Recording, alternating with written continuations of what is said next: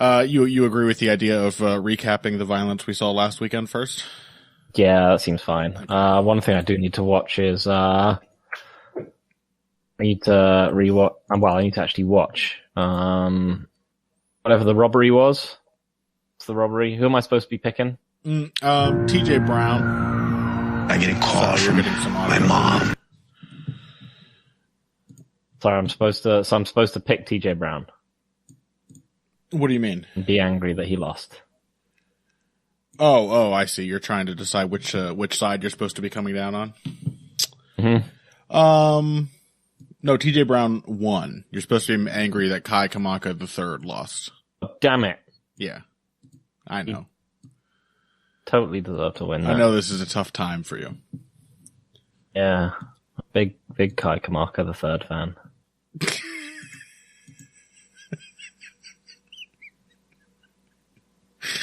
How do you feel about Kai's Kamaka the first and second? I feel like they really got it right with the third one. I mean, I was a big fan of number one. Mm-hmm. Number two, I felt like they were trying some new things, but I think they were getting away from the successful formula of Kai Kamaka 1. Mm-hmm. But like the third one, I'm really, really impressed at how well they've managed to synergize all the best parts of Kai Kamaka 1 and 2. Those being shit. What's Rian Wagner's go-to?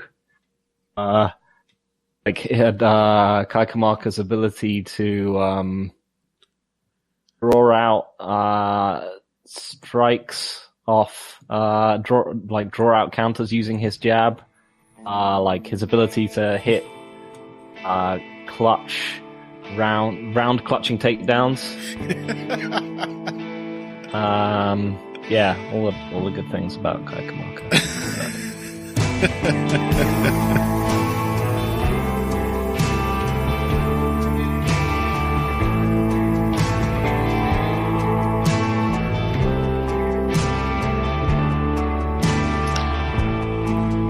Hello, friends, and welcome to another edition of Heavy Hands. I'm your host, Connor Rebush. With me, as always, is Phil McKenzie. Phil, I just thought of this. Last week, you said hello, hello, hello. How long has it been since I have actually said hello, hello, hello? I don't know. Wow. Not counting. So you're a lazy satirist, is what you're saying. I'd just like to think of myself as someone who's bringing the classics back. A real traditionalist, Philip McKenzie. Well, welcome to the show today, folks. We are here to talk to you about a card that looked really, really good last week. So good, to Phil and I, in fact, that I'm convinced we played some part in ravaging it, though, of course, this is commonplace in the modern day UFC. A card which was once headlined by TJ Dillashaw and Corey Sandhagen, a fascinating matchup in and of itself, that also had, a ridiculous fight like Ben Rothwell, Philippe Lins on it. It had BE's own Roxanne Modafferi was supposed to be fighting. It had some other stuff as well. I mean, a lot of the ones that were sort of like, adding weight to the undercard are still around. They just feel kind of weightless without the main event. I think that it's really a case of that, where, you know, the light from the main event was really illuminating everything else. And without it, now we have Michelle Waterson, Marina Rodriguez as our main event. Not a bad fight. An interesting one. A meaningful one to its division. But, on the bright side, Phil. Step down. On the bright side, we no longer have to see Cowboy Cerrone versus Diego Sanchez, which I consider a positive upgrade. Surely that's the kind of fight that you support. It's old men fighting each other. Surely that's the kind of fight you support. Because you're making it sound as if it's on equal terms. I think every person on earth would have expected Donald Cerrone to knock Diego Sanchez's block off with a high kick. No. I think you're forgetting that Diego's one good strike that he's ever been able to throw is a body kick. think, now Wow. that it's never going to happen, Wow. I'm going to confidently make my pick by Diego round 1, knockout, body kick, and follow-up strikes. What a lost opportunity. Yeah. Damn. The fight they replaced it with, Cerrone versus Alex Morono, short notice, in my opinion, a much better fight, and a genuinely solid piece of matchmaking. So there's one little silver lining among all the gray clouds. But because of that, in part because of that anyway, we're going to spend the first half or more of today's show looking back at what just happened last weekend. And honestly, we may have pushed off the previewing even if Sandhagen Dillashaw were still on, and just not covered as much of that undercard, simply because last week's card was very violent. And especially the main event, in which Jiri Prochazka basically did exactly what I thought he would do to Dominic Reyes. And I don't mean to pat myself on the back too much, because it wasn't exactly difficult to predict that he was going to do everything he possibly could to overwhelm the counterpuncher with insanity and volume and insanity. So we're going to talk about that. We're also going to take a look at the co-main event, in which Giga Chikadze sort of disappointingly, this is one of those where I really would have liked to have seen him tested, but also impressively just took Cub Swanson out of there in a minute with a beautiful liver kick. And, for it only being a minute, looked good in the process too. And we may talk a little bit about my boy Sean Strickland, who had he's a very characteristic fighter, wouldn't you say, Phil? Every fight is like, yep. That's a Sean Yeah, you Strickland. know what you're getting with Sean Strickland. Mm-hmm. And I enjoy what I got. So we're going to talk about his fight with Krzysztof Jotko and maybe some other stuff as well. TJ Brown robbed Kai Kamaka III, but I liked it, so I don't care. Let's start with the main event. Jiri Prochazka, the Czech samurai, took on Dominic Reyes. Everyone's talking about how badly John Jones's recent wins are aging, and they are. But also, I think a lot of people are going to be stunned when Dominic Reyes comes back from this and the Blachowicz fight before and just like dusts, I don't know, like Nikita Krylov or Johnny Walker or, I think there are not many fighters in the sport, honestly, quite like Jiri Prochazka, and not many who would be tougher matchups for Reyes, even in the best of circumstances, but especially a Reyes coming off the first knockout loss of his career. Surely he was experiencing some flashbacks of Blocko blitzes, except like tenfold, as Prochazka just kept relentless pressure on him for almost the entirety of this fight, which lasted about 9.5 minutes. So I thought Prochazka would overwhelm him. That's what happened. That's what he does to people. What'd you make of it, Phil?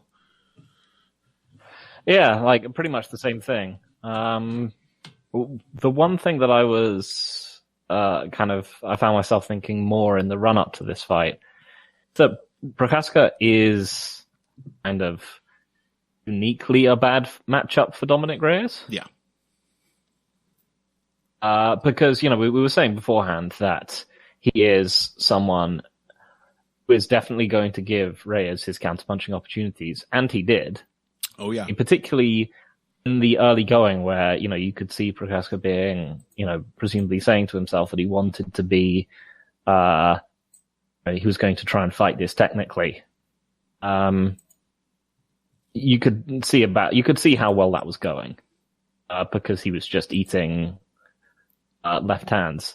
But then I think he countered like a body kick from Reyes with, was it a jab? Stunned him a bit and then just started chasing him down and then realized, oh wait, this works way better. All the things we said, Reyes, a good counterpuncher who nonetheless tends to just back up once there's more than one strike thrown in a combination, works pretty well against John Jones. I think someone who, I think, really strangely, we've criticized a lot of his game and have to talk about it in relevance to to these kind of fights, really strangely is one of the very few people in MMA who I think is much better moving backwards than he is moving forwards. I think the Reyes and Santos fights show you how poorly Jones can actually pressure with strikes. If you are comfortable on the end of his strikes, most of which are, for all of the variety in his game, one and done. If you're comfortable on the end of them and you don't overreact or feel you have to press forward or expose yourself in some way, yeah, increasingly. But I think this has always been a bit of a thing with Jones. He just kind of doesn't know where to go from there. He just kind of stays in that space. Yeah, I think it didn't really matter so much when he was a young wild man, because he just didn't care. He would just go after it. Much like Prochazka or something like that might, just without the punching power, but he'd just go after people.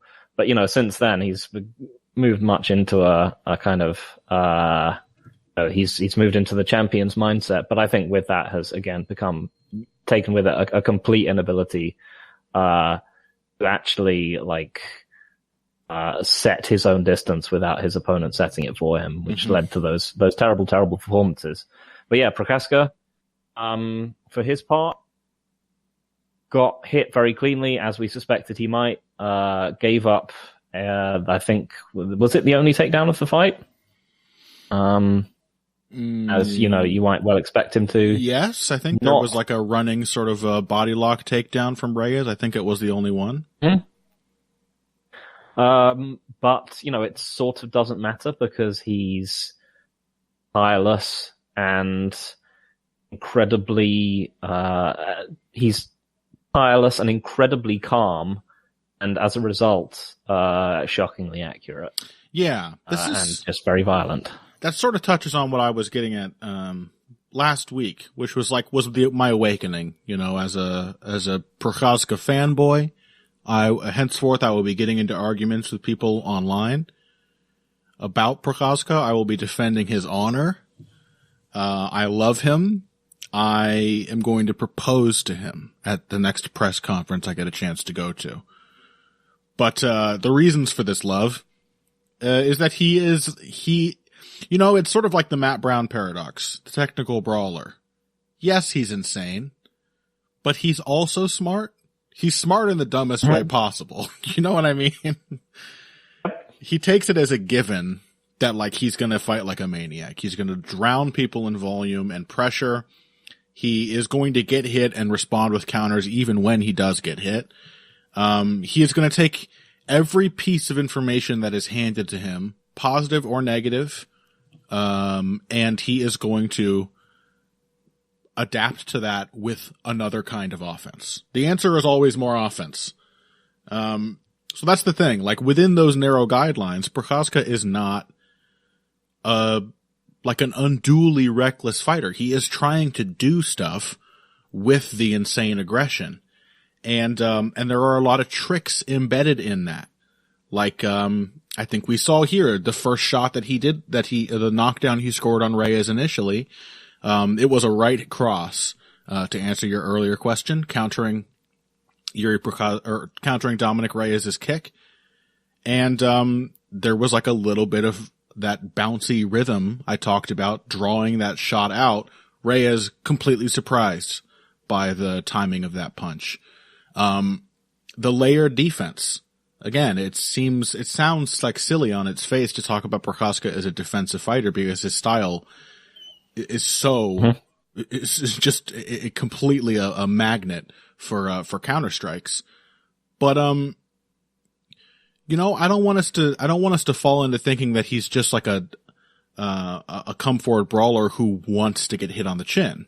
We have talked so many times over the history of this show. I have talked both with you and with Pat before you that, about, the importance of defense to pressure fighters, in particular, because if you take it as a given that you're going to be coming forward the entire time, you're going to be there to be hit. The other person knows that too. It's really important to have a concept of defense. And while Prochazka's first layer of defense might be kind of dog shit, And all the subsequent layers might not be very technical. There are layers there, and he does stay calm. As you said, I think that's very important. He stays really relaxed and responds intelligently to what happens. So Reyes did have moments of success in this fight. There were times when he would land and Prochazka would have to take his foot off the gas a little bit. There were times where they would exchange punches, and Reyes would, as he did very admirably against Jan Blachowicz, would just try to pour it on and scare this dude off and exchange with him. And in those moments in particular, Prochazka would like initiate the exchange and then get his head offline and then step to the side. There's almost never just one defensive move from Prochazka. They almost always come tacked together, or they come immediately preceding a counterattack. They're always like embedded in the flow of what he's trying to do in the fight. So yeah, it's like a reckless mess. But there's a shape to it. There's a shape sort of hidden in there that makes Prochazka a really scary fighter in this division. And yes, a bad matchup for I think Dominic Reyes. Yeah, I think it's at least partially. It's because he does not have things that he defaults to under stress. Yeah. I do not think that he is ever stressed by things. So if you look at like the rhythm of this fight, a lot of empty space in the early going of the rounds. Mm-hmm. Nothing is, as much as it's characterized as being like a relentless pressure performance, Prochazka is not doing much for the first minute 30 of these fights. Mm-hmm. But, and those empty space exchanges are like when they actually start going, they're not initially going very well for him. Mm-hmm. Because once they close distance in neutral space, Reyes just kind of clocks him. But it doesn't really matter because Prochazka still has access to like his entire library of things he wants to do at all times, because he's clearly not worried about anything. So he is still able, he's not great at slipping shots, but he can still do it. Mm-hmm. He's not great at backing away, at swaying backwards out of things, but he still does it. He still has his defensive library and his offensive library open at all times, and he can just kind of leaf through them as he's working. Usually you stay calm because you have a system. But I think Jiri Prochazka only has anything passing for a system because he's calm, if that makes sense. I don't know that there's a strict structure of any kind in his game, but because he doesn't stress out, he does have access to pretty much the whole breadth of his technical toolkit. I mean, I think, I've seen people comparing him to Justin Gaethje and who are the other comparisons we're tending to see at the moment? Justin Gaethje is a big one. I actually think like the person he's possibly the most like is Korean Zombie. Just like without the grappling and without at this point the counter-punching skill. You mean like an older form of Korean Zombie? Classic zombie. Some kind of mixture of older and classic and older Koreans, of older KZ, because he's got the eyes and the calmness and the variety, and like the endless gas tank and the durability. And as I said, doesn't have the grappling game, but it doesn't matter because it's like heavyweight. The other thing that I think we can kind of see about Prochazka is that I think he really might be a star in the making for the UFC here. Oh, yeah. I'm struggling to think of a performance that had more people like visibly excited about it on Twitter, debating whether the guy who did it was good or not, or or what it meant.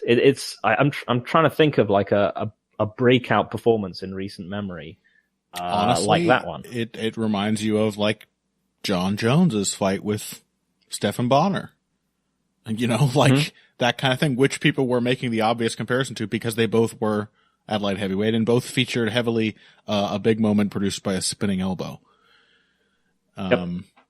Yeah, it was. It obviously people were very, very excited.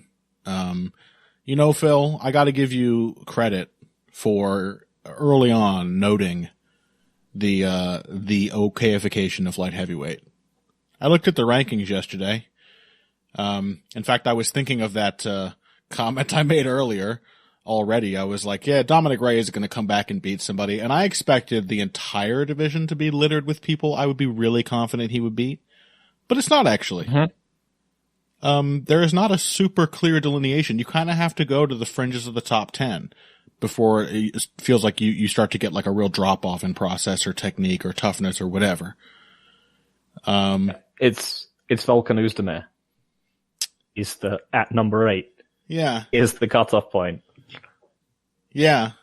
And, you go Nikita Krylov, Johnny Walker, Ryan Spann, Vaughn, Misha Cirkunov, and then you're like, oh yeah, I know who these guys are. Yeah, and, he fought Oezdemir already and did not clearly win. Hmm? So. I mean, some of these matchups would be, yeah, there's a clear delineation between, I think, in the top 8, the matchups which would be rough for him and the ones which, I think basically what I'm saying is that he would torch Anthony Smith. Horribly. Yeah.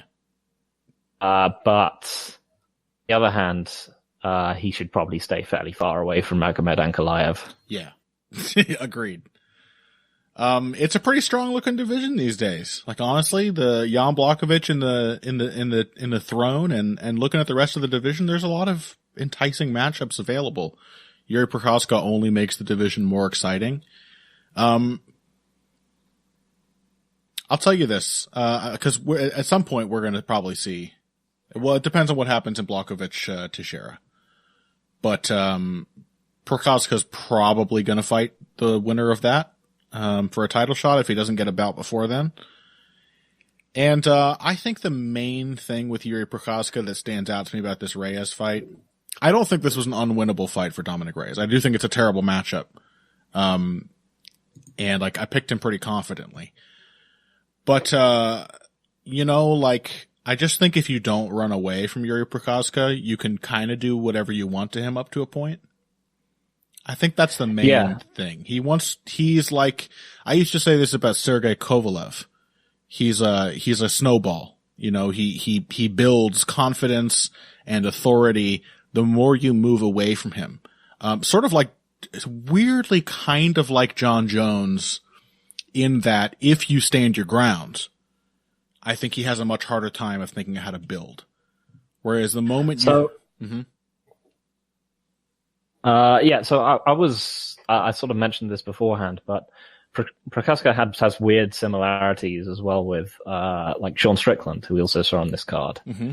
In that Strickland has less of this associated with him, but in that he is really an all offense, no defense fighter, or minimal defense. Defense is just there to enable the offense to work better. Who is sort of characterized by moving his head very much, being very accurate, and being very, very calm. Mm-hmm. And this is sort of, I think it does make sense if you are up against someone like this, to just put them on their back foot, because as we said, like Prochazka's library is always available to him in exchanges, but it's certainly not a very good one defensively. Yeah. And I was thinking, like, beforehand, Oezdemir doesn't crack like Reyes does. He is a much better offensive pressuring striker, and that's why I think he gave Prochazka a tough time. Yes. But also I was thinking, about Michael Bisping, and he was talking about Sean Strickland as he's trained with him, and I do get the strong sense that Michael Bisping kind of respects Sean Strickland, but doesn't like him very much. they've sparred with each other, and each one of them has gotten the better of them the other time, and the other one, and like both of them have now feel like they've got the other guy's number, and the times when they didn't do great were just a fluke. I got the sense personally that Bisping respects Sean Strickland, but doesn't really like the way he fights. That was sort of the impression I got from the way he was talking about him. And perhaps there is some sparring experience going into that he's like, this guy has gotten the better of me, but so much of this, what he does doesn't make sense. It shouldn't work like it does. Yeah. Like one of the things he said is that, when you fight Sean, you've got to put him on the back foot. Yeah. I thought that was interesting. He was really kind of giving it away. He was like, I mean, this is true of everyone to an extent, but Sean, really, you have to put him on the back foot. Yeah. It does make sense if he's someone who walks around after his opponent with his chin in the air. But if you try and the first punch you throw at him, he's going to just bat away, whether it's either lean away behind his shoulder doing his two defensive moves, or he's just going to intercept you with the jab. You have to put him into situations where he can't do that. I think the same is definitely true of Prochazka, who I think, in retrospect, it was very tough. I mean, it was even at the time, it was very tough matchmaking from the UFC to give him Oezdemir. I mean, I'm sure I picked Oezdemir to beat him. I'm sure I did too. Because, you can see the fact that, he could, because Oezdemir could consistently put him on his back foot. He is one of the best consistent pressuring offensive strikers in that division. And it sort of didn't matter because Prochazka just had so much firepower. So, I mean, I think in some ways he's sort of he's already gone through one of his toughest matchups. Yeah. And there's a lot of the others, Alexander Rakic, is he going to wrestle Prochazka? Thiago Santos seems kind of shot. I mean, Anthony Smith, Jesus Christ. I'll tell you what, man, I think two of the tougher matchups remaining in the division are the ones currently set to fight for the title. I think Glover Teixeira's resilience, pressure, and wrestling are obviously tough for a guy like Prochazka, and Jan Blachowicz' ability to pick off and defend individual strikes, stand his ground, and respond with accurate, hurtful counters, that is obviously a tricky thing for Prochazka as well. I think any counterpuncher who doesn't feel, again, this is why I say Reyes could have won this fight. I think you can see all the moments he found on the counter, but the moments where things really started to go to shit was when he would show like a retreating posture of any kind. He would turn away. He would be skirting along the fence. Whatever it was, Prochazka at that point would just say, fuck it, forget technique. I'm going to throw everything. It was like Donald Cerrone when he sees someone running away from him. Do you remember like Cerrone versus versus Alexander Hernandez? And the way he got himself into that fight was even like losing out in the beginnings of some of these exchanges. It was that every time Hernandez would back off in a straight line, he would just chase him with like a 4-strike combination ending with a kick. Prochazka did pretty much the same exact thing to Reyes. And it sort of had like an anaconda effect that each time Reyes backed away, there was more and more pressure following him because in Prochazka's head, that was his moment to, I don't know, it's like Prochazka's he has a very big picture strategic way of looking at the fight. And I often say this about fighters who do seem remarkably calm, that they are sort of like trusting in the plan, and that anything that happens to them, if they can contextualize it as part of the game plan that leads them to success, they're not going to stress out. And that is definitely the feeling I get from Prochazka. And yeah, you can see it. When he gets his moments, he seizes them, with like great tenacity. He does not waste time. He has a sense of urgency that is all pointed in the direction of building momentum and pressure. So, but yeah, fantastic fight. Great fighter, Jiri Prochazka, and I want to see people stand their ground and wrestle against him. And, because as you said, if Oezdemir was the toughest fight and we saw what Prochazka did to Oezdemir, how can you not want to see him in more tough fights? You want to see him tested and pushed because he is good enough and also patently insane enough to whether by purpose or accident, come up with an answer, no matter what challenge is thrown at him. All right. He is, I think, one last definitely thing, looking Phil. like One the next last big thing at light heavyweight. And, considering that he is like about 10 years younger than both the men fighting in the fighting for the belt next. Yeah. Even if he doesn't immediately beat them, it is pretty much guaranteed that he's just going to outlast them anyway. Yeah. Even if he can't beat them now, he'll be here. And yeah, he seems like a guy who will probably be champion after they're gone one way or another, or at least in that conversation. I mean, it might well turn out that he just gets absolutely dunked on by Magomed Ankalaev. But he's a young man in an old man's division, and he's already sniffing at the top. Yep. All right. Let's take a break then. When we come back, Chikadze versus Cub Swanson. TJ Brown versus Kai Kamaka III, Phil's personal favorite fighter of all time. I'm really excited to just sort of be adjacent to your enthusiasm for that fight, Phil. And then on to next week's card, headlined by Marina Rodriguez versus Michelle Waterson, also featuring Neal Magny versus Jeff Neal, Carlos Diego Ferreira versus Gregor Gillespie, Amanda Hebosh versus Angela Hill. I mean, it's not dog shit, folks. It's just a lot worse than it was, but there is good stuff to talk about, and we're going to hit as much of it as we can after this. Hey everybody, thanks for listening to this week's Heavy Hands. If you like what you hear, please consider pledging to support the podcast on Patreon. Patreon is basically continuous crowdfunding. You sign up to contribute a certain amount per month to help us with production costs and the like, and in return you get rewards ranging from a mention on the Heavy Hands website to a question or topic of your choice being discussed on the show. We have a lot more in the works to reward you for your help, and we appreciate every contribution. No amount is too small. Just head over to patreon.com and find how you can help out, the only show dedicated to the finer points of face punching. Now let's get back to it. Welcome back to Heavy Hands. We are still talking about last week's Reyes versus Prochazka card. We gushed and gushed and gushed about Jiri Prochazka in segment 1. Now it's time to talk about some of the other violent things that happened on the undercard. And one of the most violent was the 1-minute knockout of Cub Swanson delivered by Giga Chikadze, whom I'm just still not 100% sold on.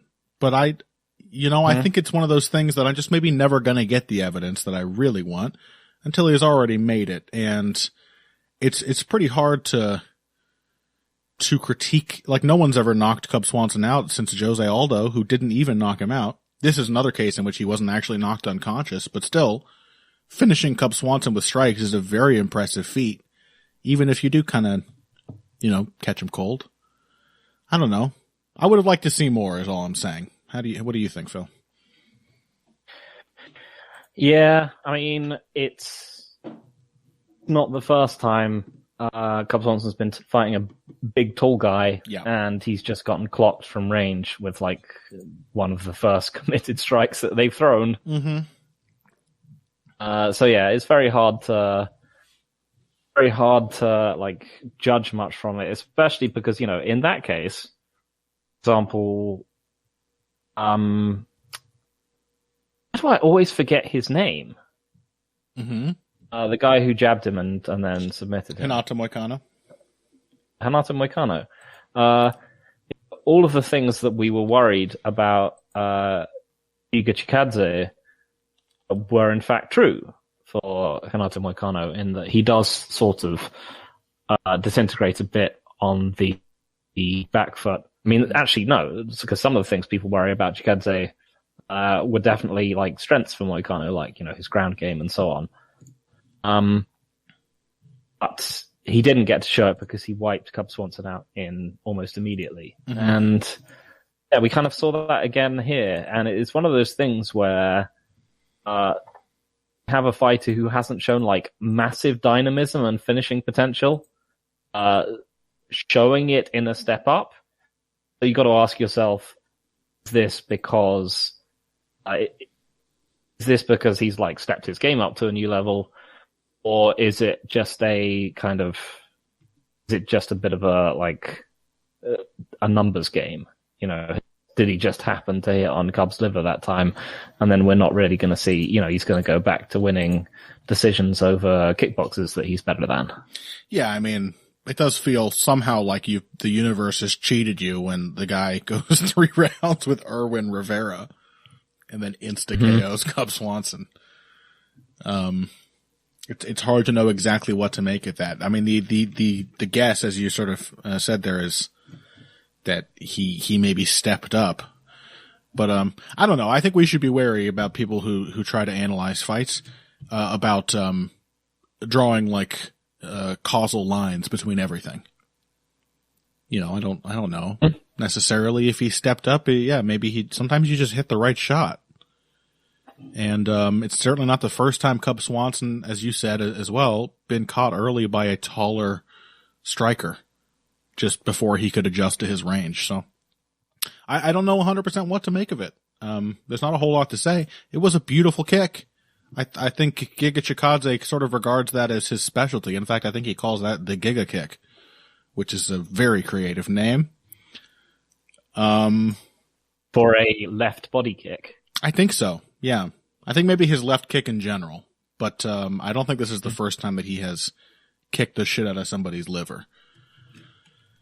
So yeah, you know, I don't know. I just thought this was going to be our chance to see more out of Giga Chikadze. I mean, okay, let me be more positive about it. You know, my read on Chikadze for a while has sort of been that he does fight down to the level of his competition.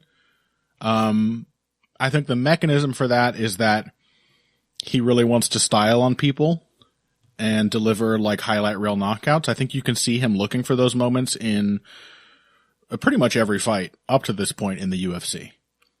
And for a while there, I mean, he was like so concentrated on it that they just wouldn't materialize. And the fights would be full of a lot of like empty space, that was nonetheless not filled by an opponent who, because of like the first 2 or 3 clean strikes from a guy who is very fast, powerful, has a gigantic frame for the division, everything, and is clearly a really gifted striker, that they just wouldn't like eat up that space. And so Chikadze would get all the time he wanted to just kind of do a bad job of creating knockouts, by looking for big, dramatic, flashy techniques. And then, you know, that didn't happen this time. He did get the knockout, and largely everything he was doing up to the point of it, again, only a minute, was pretty solid fighting. You know, it wasn't the first kick that he threw. He set that up by throwing off some other strikes first. Footwork was there. It's hard to say exactly how good it was because Cub hadn't even really started pressuring yet. But, you know, we saw some feints. We saw some combinations. I don't know. I just want more. Do you want to see him fight next? Yeah, good question. Saw Evloev? Ige? I mean, it's featherweight, Phil. I would almost watch him fight anyone.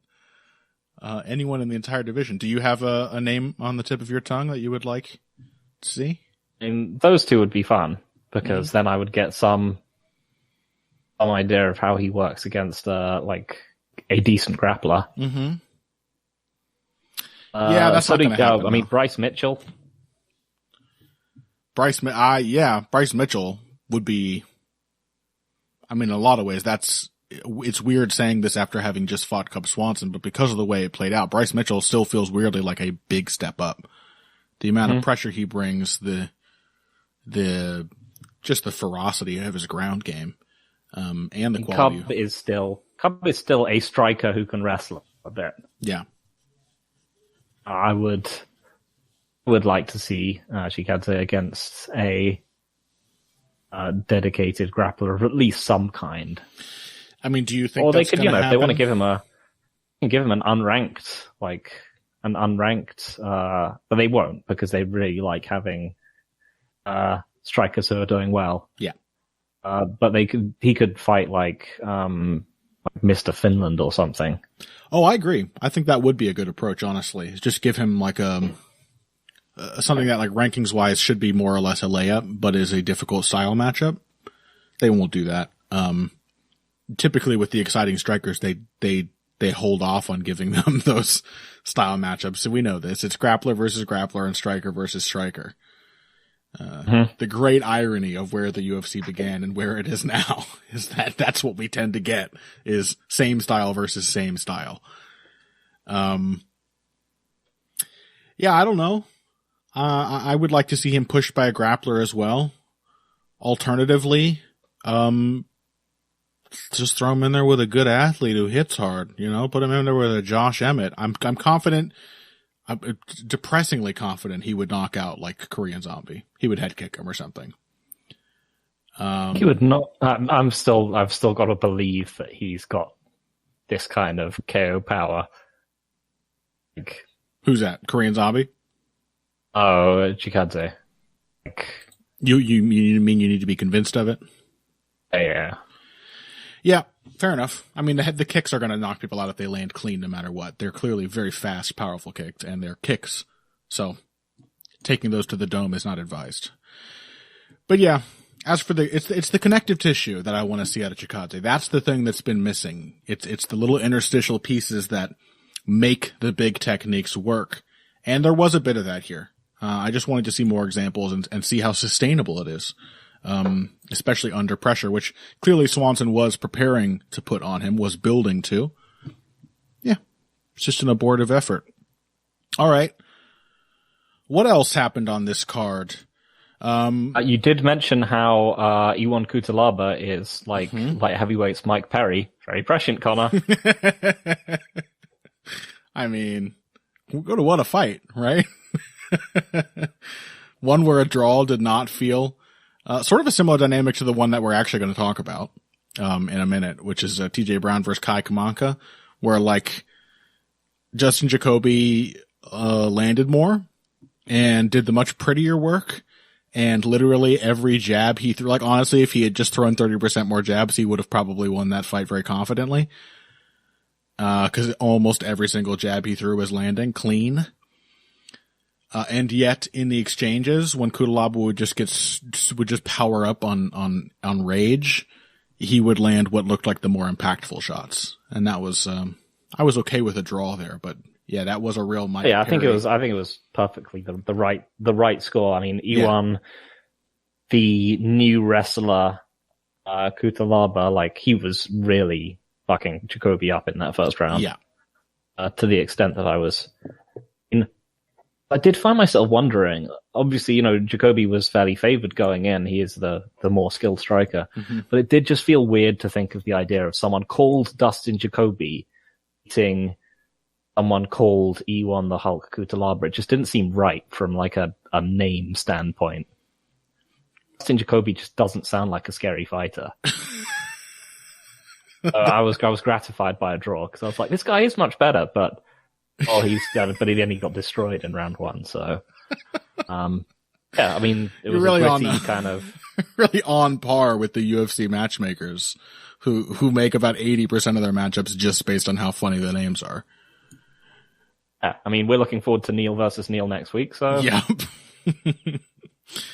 yeah. I mean, I like Dustin Jacoby a lot. In fact, I think I probably like him as much as I do because he's just this far away from being really, really good. He has a lot of the right pieces, but like he sort of remains unconvinced of his own ability, is the feeling. It's like he never really seems to trust something. There were so many moments in that fight where he would get that jab working and then he'd be like, all right, now what do I do with it? It's like, just keep landing the jab, buddy. It's working every single time. There's no reason to stop. But he would land about 5 in a row and then be like, okay, now I'm supposed to set up the left hook off of this, right? And then he would load up on shots and create an exchange, which would then allow Kutalaba back into the fight. I sort of like those frustratingly just shy of true greatness kind of fighters. And, yeah. Yep. Okay. Well, what about the one in the prelims that I mentioned? This one was a fantastic fight. Kutalaba Jacoby was as well. Anyone who hasn't seen that one yet, You should watch it. Very entertaining fight. Also, one thing I didn't say, I like seeing Cutelaba use his wrestling. I would like to see him upgrade it, and develop his takedown game a little more beyond what it is, which is kind of just bull rushes for the most part. But he is a really dangerous top player on the ground. Great ground and pound, really good floating scrambling abilities. And this was a matchup where obviously it made perfect sense for him to wrestle. He had tons of success when he was doing that. And also nice job from Jacoby to adapt to the success Cutelaba had at the wrestling. It stopped working largely because Jacoby's coaches advised him to, get between the hands in that rear waist cinch position and separate them, turn into the hand. Sort of what Ed Gallo was talking about last week about Shevchenko's body locks. And, he found a way to do that. And it worked consistently then for the rest of the fight. So really, really entertaining. Mm-hmm. Even more entertaining though was TJ Brown versus Kai Kamaka III. And, also a robbery. Did you, having watched it now, Phil, do you agree with that? Yeah, pretty much. I'm sort of with you. I don't really know what round Brown won cleanly. Yeah, I thought he did great the whole time, pretty much, and lost every round. I mean, I think round 1 is a pretty clear Kamaka round. Yes. And round 3 is a pretty clear Kamaka round. And then round 2, I mean, they both get hurt. I would say debatably Kamaka hurts Brown worse. Yeah, Brown gets hurt twice and he's the only one who gets dropped. Yeah, so a rough scoring, but yeah, very, very fun fight. Very fun fight. And TJ Brown is going to become one of my boys. I can feel the process happening already. I have digested his improvement. Flawed enough. What's that?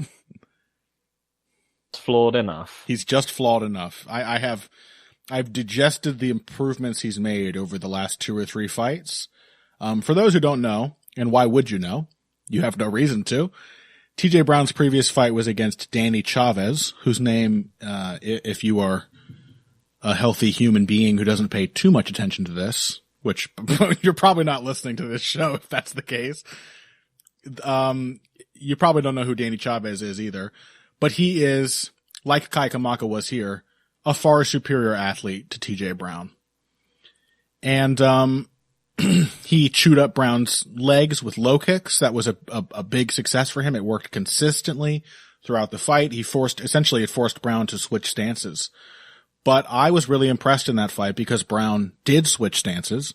And even though he clearly wasn't as comfortable from southpaw, he started to, with a combination of just grit and cleverness, work his way into that fight as it went along, and he was just at a big athletic disadvantage. So right away, I was enamored. I was endeared to him. This time around, similar circumstances. Kai Kamaka even seems to have watched the footage of the Chavez fight because he comes out early and starts landing low kicks. Doesn't take long, though, for Brown to start checking them pretty consistently, and when he isn't checking them, he's countering them. He comes up with some immediate answers. Like Kamaka has a lot of success with them early, and then Brown adapts faster than he did against Chavez. He's also clearly become more comfortable in the stance switching. So both, he has come up with a better adaptation than he had previously and improved the adaptation he previously used. His combination punching, just every aspect of his striking technique was better here against Kai Kamaka. And you know me, Phil, if there's one thing I love more than just flawed enough fighters, it's fighters who work really hard and get slowly better.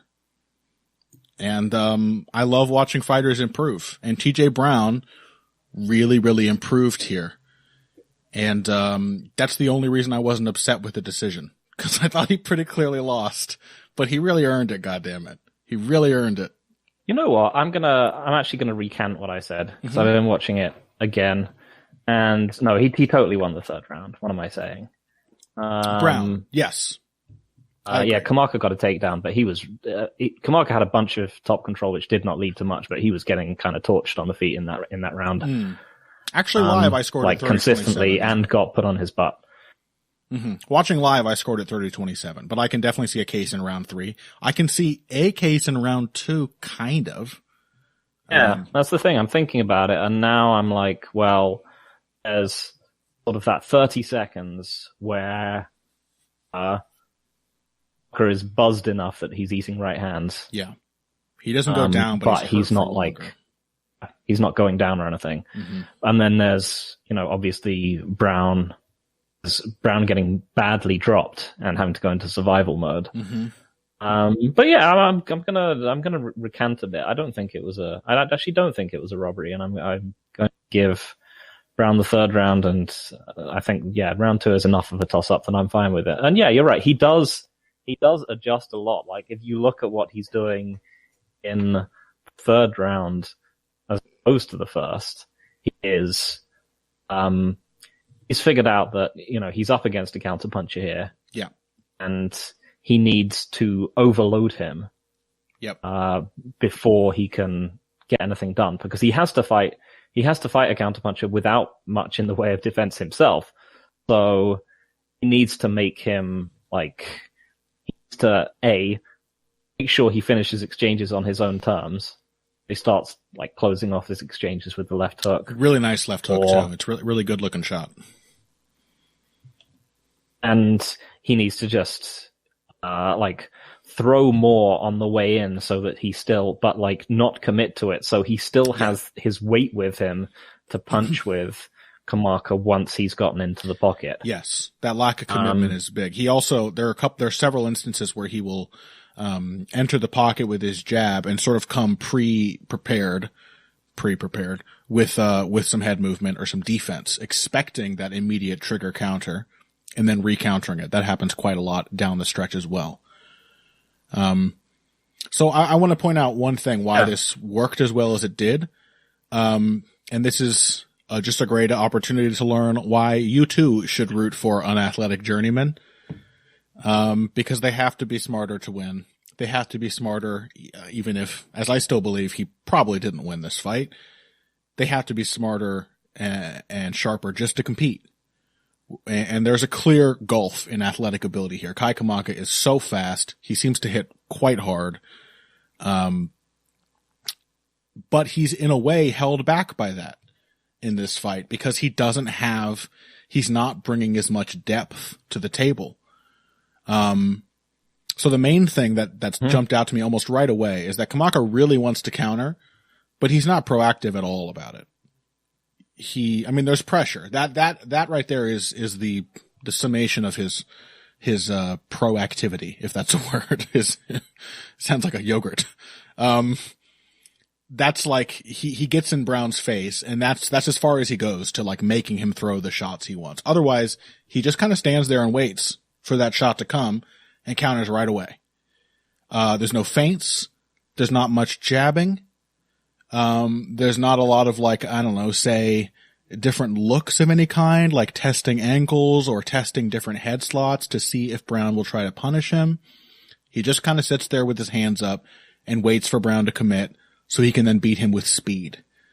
And it is largely because of that, I think, that Brown was able to find so many ways to play with Kamaka's expectations. That's why the sort of layers he started introducing to his own attacks started to were so successful down the stretch, and kept him so alive in the fight because, Kamaka was just kind of expecting to win in that first layer over and over.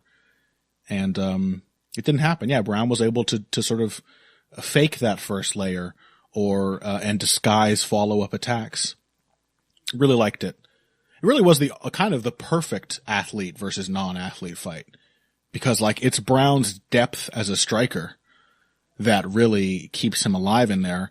Kamaka has far less depth, but also has more success, with the broader aspect of MMA, which tends to be the case where athletes can just do more easily, but never have to develop as much, depth in any individual phase.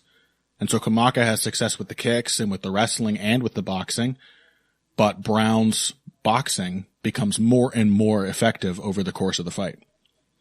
I loved it. If you guys haven't seen that one, again, you should watch it. I don't know if that actually won fight of the night, No, it probably didn't. Of course it didn't, because fucking Jiri Prochazka robbed him. But it was going to be fight of the night up to that main event. Almost certainly. Very entertaining bout. And one where I hope you will feel as well that even if Kamaka probably won those rounds, TJ Brown really he earned it nonetheless. Okay. I think he put I definitely think he put his stamp on absolutely third round. I mean, and in retrospect, because I mean, at least partially, he ends up with Kamaka on top of him, but it's because he like a lunatic, he goes for a heel hook. Yeah, once he's got top position on him with like 30 seconds to go. That was maybe I respect it a lot. His only dumb move of the fight, and even then, there were 30 seconds left. I get it. At that point, he spent like a good 10 seconds of those 30 seconds trying to go for a Kimura from bottom. Yeah, I liked that too. Overall, a great fight. You just caused me to spit out my coffee with the Kimura. And a really good performance from TJ Brown. Honestly, I thought very intelligent, great adaptations, the kind of stuff I really like to see. All right, let's take a break. When we come back, Marina Rodriguez, Michelle Waterson, Neal versus Neal, possibly more after this. Financial support is fantastic, but there are other, even easier ways to support Heavy Hands. Perhaps the best is by spreading the word. We know our fan base. You're all cool, popular people with serious social media presences. You're tastemakers and trendsetters. Okay, there are one or two of you that don't fit that description. You know who you are, but no matter what, you can always help us out by telling folks about the show. You can also give us a positive rating and review on iTunes and Stitcher, things like that. We rely on word of mouth and positive feedback to grow and improve, so thank you very much for your time and your help. Now, back to the show. Welcome back to Heavy Hands. We are talking now, at last, about next week's card. Phil, this does teach me a lesson about the importance of Wikipedia formatting, because you may notice the card has now been updated. Rodriguez Waterson is actually listed among the fights, and it looks okay again. The main card does anyway. It's all right. It's not bad. Now that it's not hidden in just a list of all the carnage that happened to this card, just going through it being like, oh, this fight fell out, this fight fell out, this fight fell out, this fight fell out. Yeah. People got sick. People got injuries. Jimmy Flick retired. This has been one of those cards. But surprisingly enough, is somehow still, possibly due to the UFC's tendency to be to, let's say, heavily prioritize flexibility from the independent contractors that it quote unquote employs, has managed to somehow make this a 1, 2, 3, 4, 5, 6, 7, 8, 9, 10, 12 fight card. Wow. Yep. Well, let's talk about the main event. Rodriguez, Waterson, is happening at women's flyweight, though of course both these women are typically strawweights. I don't mind that. At first, the idea of Michelle Waterson going up to flyweight was quite alarming to me, actually, because as we know, she's one of those fighters like So-Hee Ham before her, who would have been perfectly at home in the UFC if there were an atomweight division. She would fit right in at 105. And she's not too tiny for 115, but she's definitely one of the smaller women in that division. At 125, she's going to be a dwarf. But, both women are just apparently, as far as I can tell, just not bothering to cut as much weight, and I'm always okay with that. You got to think it favors Marina Rodriguez a little more, because she's big already. In fact, let me find out what the specific frame difference is here. Marina Rodriguez is 5'6" to Michelle Waterson's 5'3". Waterson has a 62-inch wingspan compared to Rodriguez's 67. So that is quite a gulf in frame. And I think the big question is, given that, how's Marina's wrestling defense doing? That seems to be the... So here's my other question. Mm-hmm. How many rounds is this? I think it's a 5-rounder. Is it? I think do that. Have they done that on that kind of notice? Because typically they don't. Yeah, they often don't. I don't know. I thought for a second it was a 5-rounder. We'll have to look into that. But that's a worthwhile question. I think that is significant because honestly, I give Michelle Waterson, and not spoiling anything here, very little chance of winning a 5-rounder. She might be able to scrape out a 3-rounder with top control. She's done that kind of thing before against Courtney Casey, or just by staying out of range. But winning a fight that goes 5 rounds against Marina Rodriguez seems right. Is that almost impossible? Is that because of your inherent mistrust of Waterson's ability to do 5 good rounds, or because it's against Rodriguez, who seems to get more dangerous with each round? Yeah, both those things. She's just small. She gets outmuscled over time. She's a explosion fighter. She's kind of old.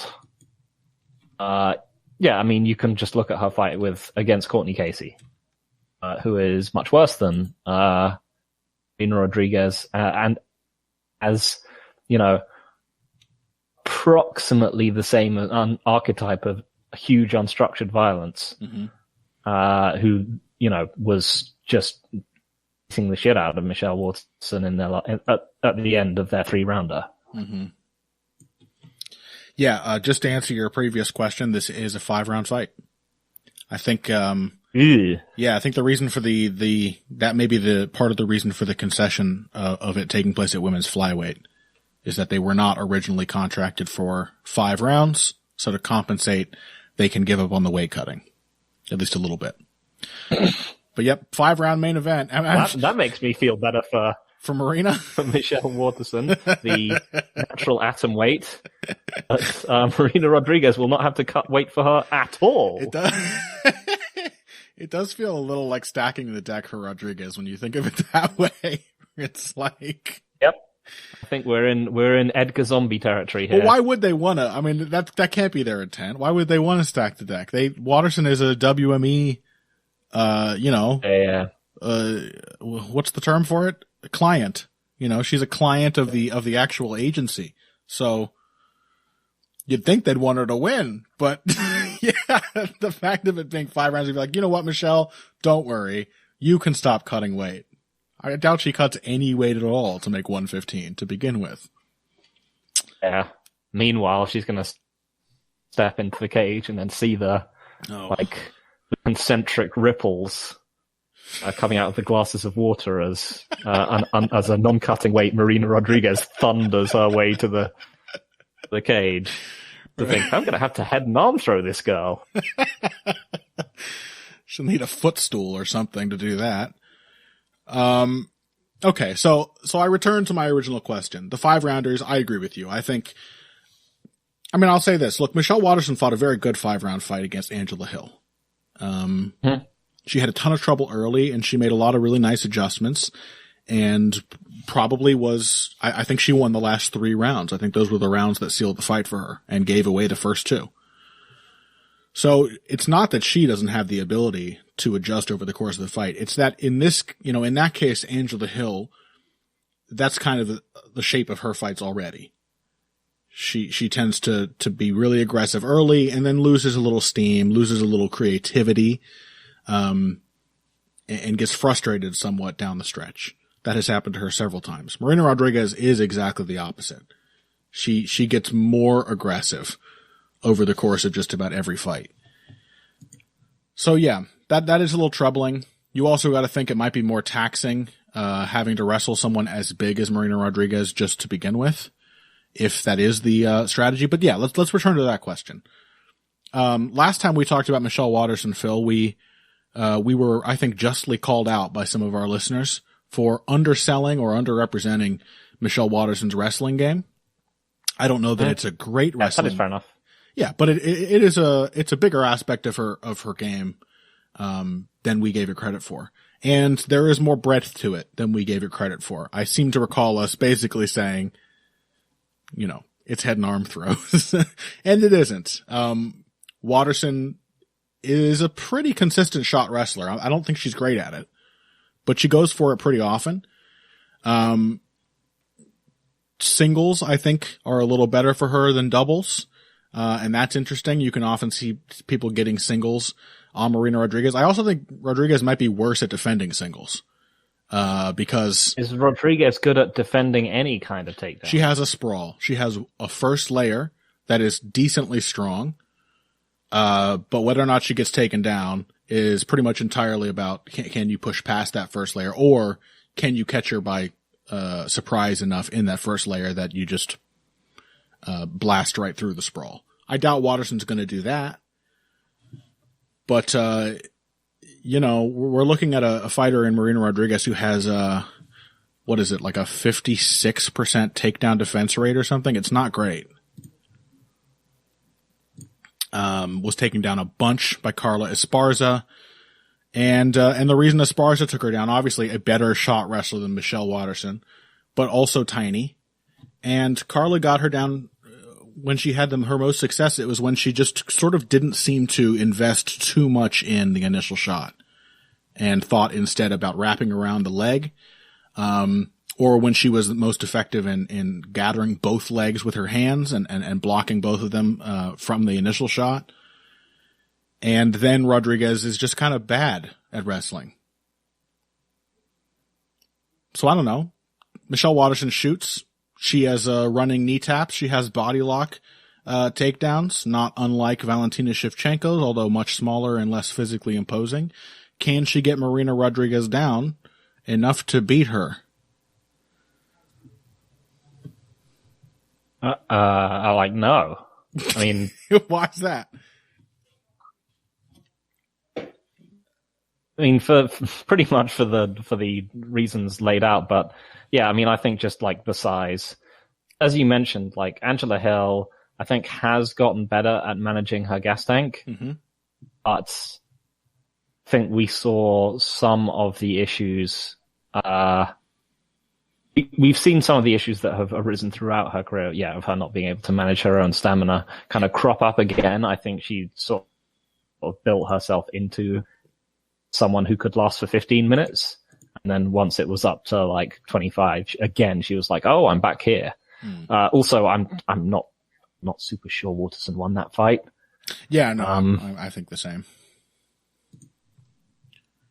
And like Rodriguez she's just really violent. Yeah, but she's gonna get taken down, Phil. Why are the takedowns not gonna be enough to win the fight is my question. She's gonna get taken down. I'm pretty sure of that. And I'm pretty sure Waterson's gonna focus on it. I mean, because she's gonna get back up. Yeah. I think is probably the main thing. Is the problem that Waterson isn't dangerous enough on the ground? Yeah, I mean, she is a good submission threat, but she is. Is she particularly better there than? Who was the girl that Rodriguez just beat? Is she better there than Amanda Hebush? No. As a finishing threat, I would argue no. Probably not. Granted, Hebush only had the 1 round's worth of grappling to try.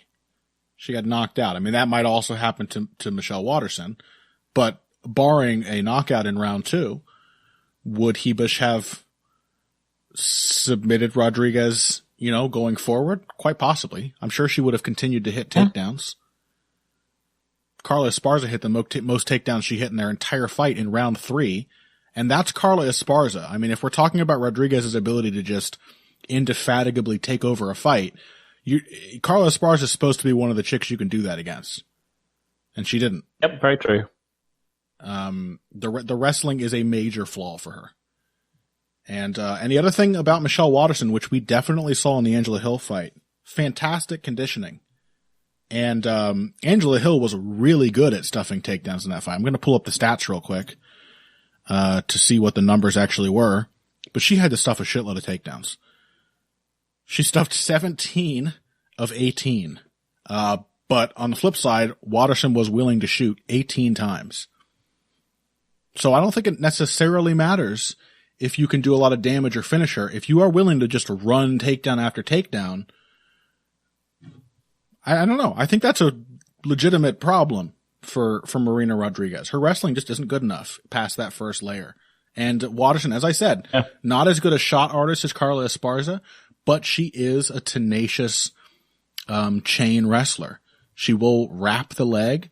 She will progress through a takedown attempt after her shot and add layers to beat just a sprawl, which is, for the most part, all Rodriguez has shown so far. So I don't know. I'm still going to pick... also just like a weird, sneaky fighter at range. She is. Mm-hmm. The snapping kicks and the distance control. She's very, very frustrating to fight. I think, I think you're right. And you know, listeners of the, I think I have undersold Michelle Waterson a lot. I often have too, so I think I'm compensating right now.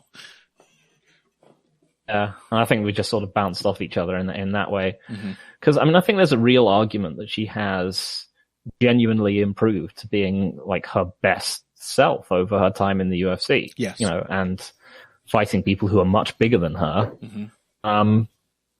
She has sort of keyed in on the things that she would need to do to win fights. She's become more of a consistent round winner.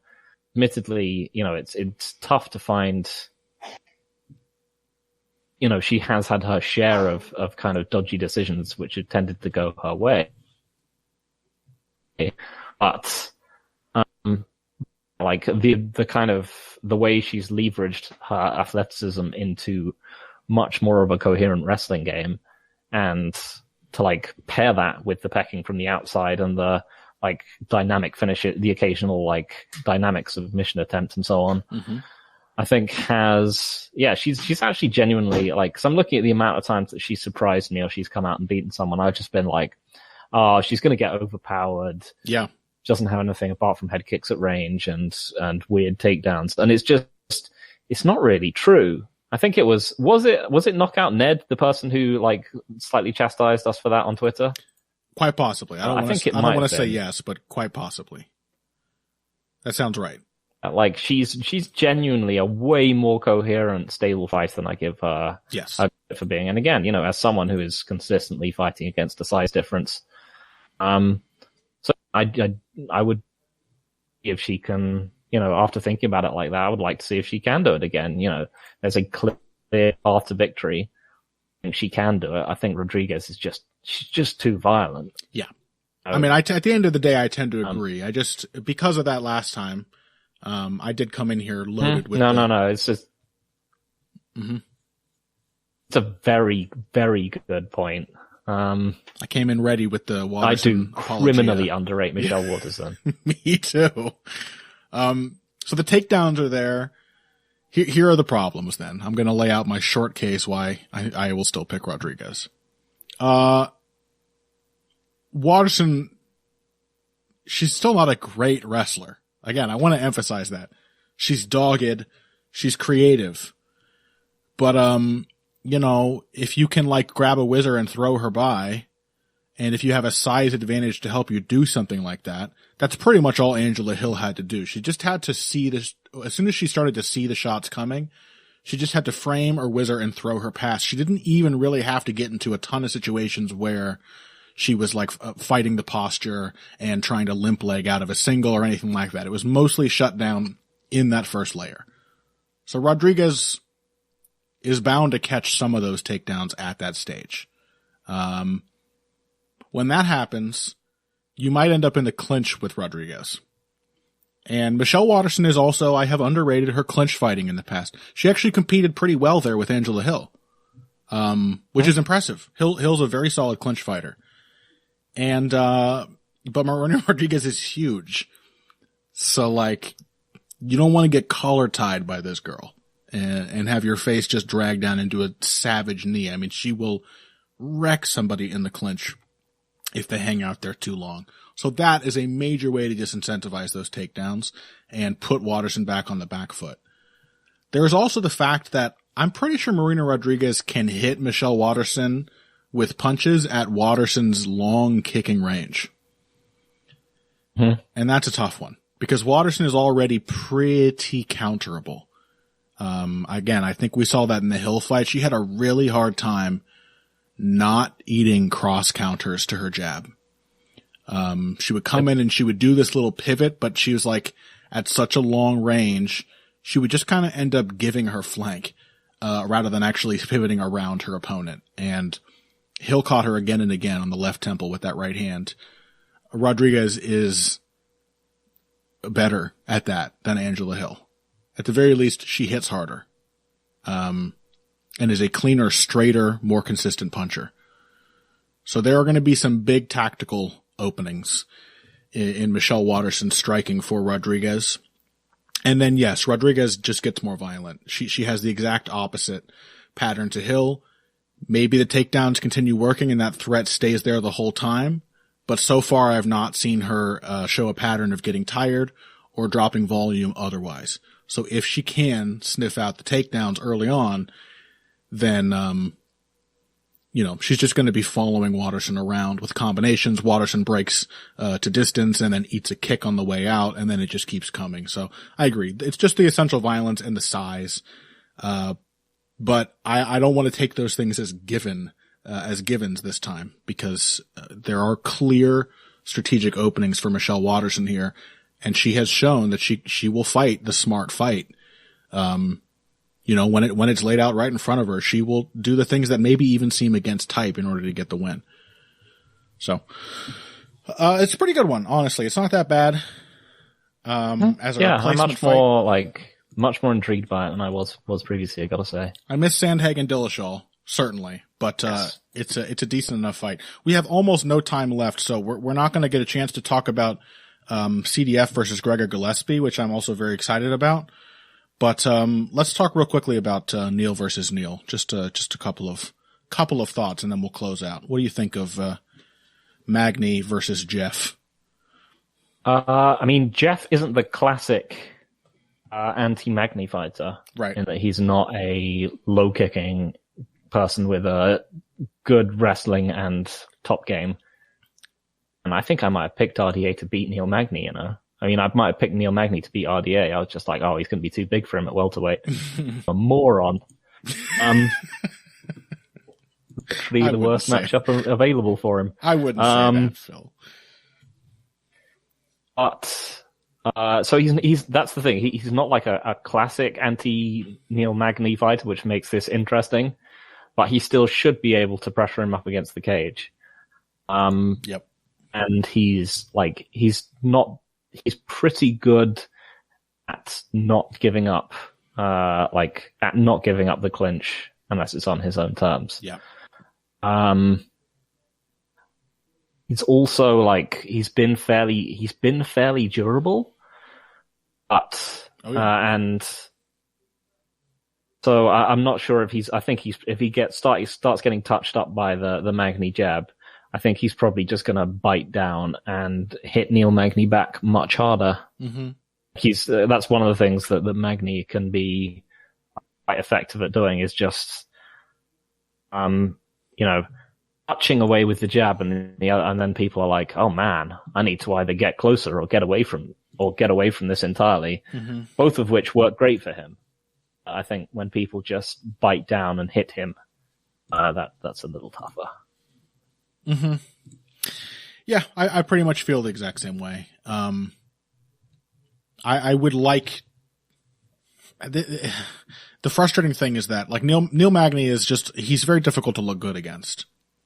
He's one of those fighters that even if you have his number, it's tricky to just to dazzle. But he's also it's really, Jeff Neal doesn't have the right tools that usually are perfect counters to Neal Magny.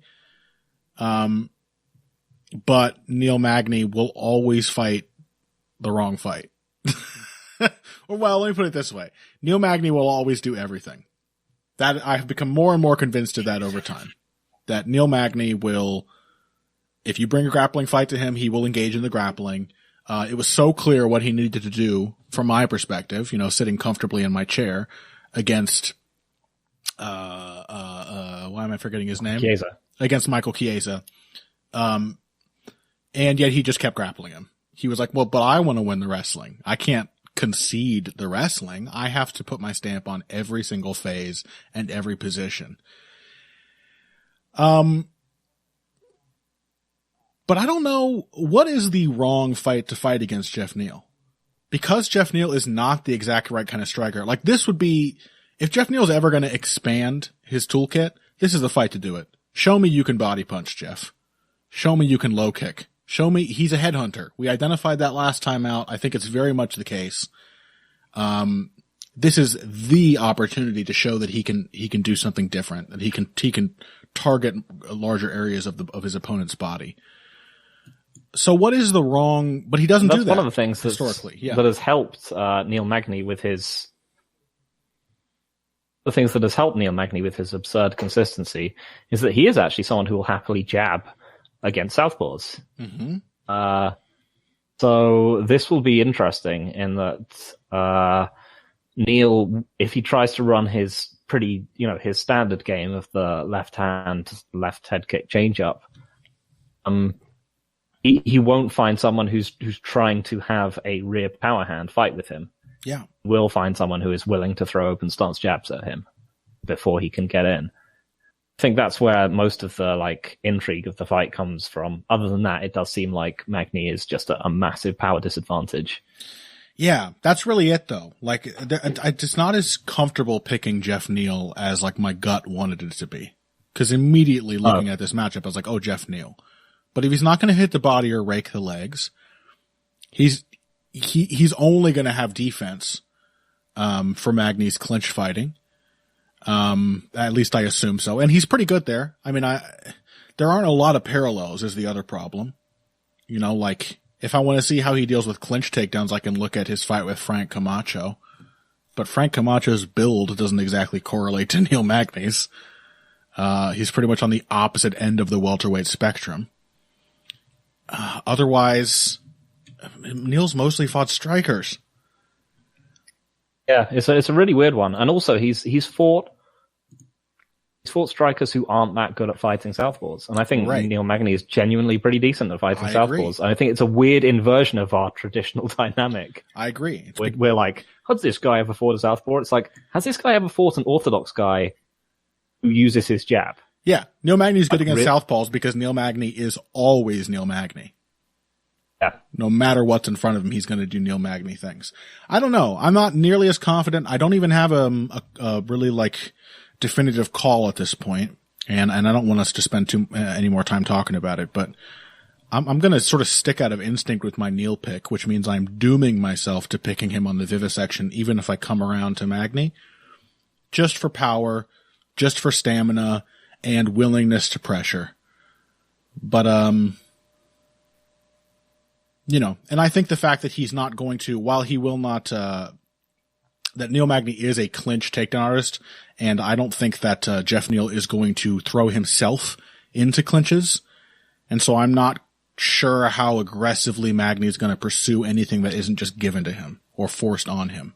So I'm still going to stick with Neal for his own breed of consistency, but I think there are a lot of question marks here. And it's just hard to look good against Neal Magny. Everyone kind of has shitty moments against him or gets tied up or whatever. And some people, some people have just absolutely wiped him out. If you're the one, you tick all the anti-Neal Magny boxes. But if you don't, it's going to be a messy, difficult fight.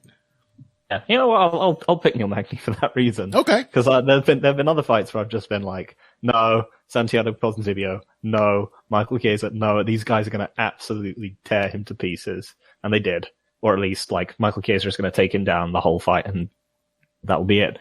But Santiago Ponzinibbio was clearly going to knock him out in one round, or two. Mm-hmm. Jeff Neal, does he quite in many ways, he is better than Lorenz Larkin, but is he just going to low kick him as he should?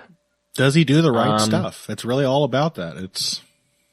Yeah, I'll take Neal Magny. Why not? All right. I love just Neal because Magny. Neal isn't an absolute anti Neal Magny fighter, and I haven't shown him adjust his game plan for weird people at all, as we saw in the Wonderboy fight. Right. He was just I'm going to keep trying the same thing on this guy with lots of guts and lots of heart, and it isn't working at all. That is the other thing, is people who don't adjust are fine when they have the anti-Neal Magny weapons. But, Jeff Neal has shown a sort of a one-track mind as a fighter. We'll see. I really want to see Jeff Neal come in. This is such an opportunity, again. Do the anti-Neal Magny stuff. It's on the table. I know you can do it. Just throw straight lefts to the body, dude. Throw a lot of them. All right, it should be a good one. Interesting fight. Again, not as bad a main card as you might think, given all the cancellations. We will see how long that holds true after this episode comes out. But that is this episode. Thank you all for listening. Hope you enjoyed it. Just before we head out, Phil, do you have anything to plug? Not that I can think of at the moment. Okay. I had a piece last week on Rose Namajunas' knockout of Weili Zhang. If you haven't read that yet, go check that out. For a knockout, for a fight that lasted only 1 minute, I found a surprising amount to say about that, which of course prompted my favorite type of comments on the MMA subreddit, Phil, where everyone's like, this article was longer than the fight. He could have done it in 3 words. That would be a good article. I want to read articles that are only 10 words long. So go check that out. It's not 10 words. It is arguably too long, but it's also not too short. I did read it, and it was excellent. Oh, thank you. But on the subject of the comments on these things, you did read people responding to Ed's article about the wrestling of Robert Whittaker, right? Yeah, maybe try watching. Yeah, they were trying to be like, he didn't wrestle Kelvin Gastelum at all. He outstruck him. Did you even watch the fight? Fantastic. Good change. We love the comments, folks. We love you all. While you're not annoying us with your totally rational and reasonable comments, you should also subscribe to the Patreon, where hopefully very soon I will have up the first of my bonus episodes, my fight commentaries, Marvin Hagler commentaries, that is to say, with Kyle McLaughlin. We watched his fights with Benny Briscoe and Tony Simpson, and I'm going to put those two up separately, but they are, just need to be edited together. So look for those this week, and find us on the social media, Eagle Jackson, Boxing Push, whatever. Anyway, heavy hands. Bye. That was bad. Smooth. Silky smooth.